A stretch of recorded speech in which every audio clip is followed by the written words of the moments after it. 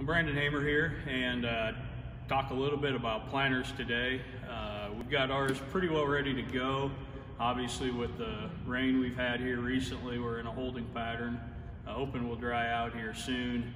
One of the important things that we're wanting to do yet with our planter is get out and do a couple test runs, get in the field. So looks like we're still probably a week, 10 days away from that happening.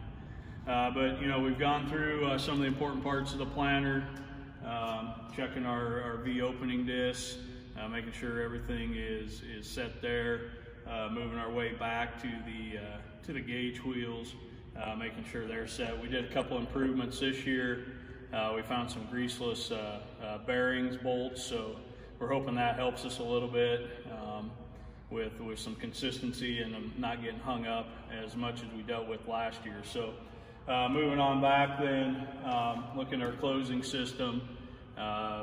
Again, everybody has a little bit different setup, so we don't want to get into real specifics about how you should set your planter, but we've checked all that out. And then of course, making sure all our electronics, in our case, we check our speed tubes, make sure all the belts are there, all the paddles, there's no wear and tear going on there. So along with if you have firmers, in-furrow systems, you know, making sure that those are all ready to go. So hopefully you've all had time to work on your planters. I know depending on your operation, you know, some of you may have livestock, so you haven't had time to get to your planter, but that's very important to make sure.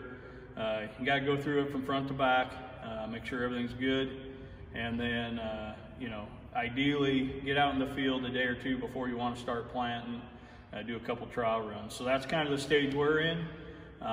Again, there's some great resources. I always look to Missy Bauer and some of her material online through Farm Journal or some of the stuff she does.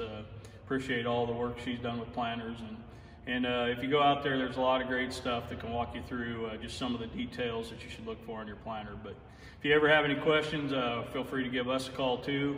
But we're looking forward to spring getting here one of these days. We appreciate the moisture, but we'll keep you updated once we get to the field.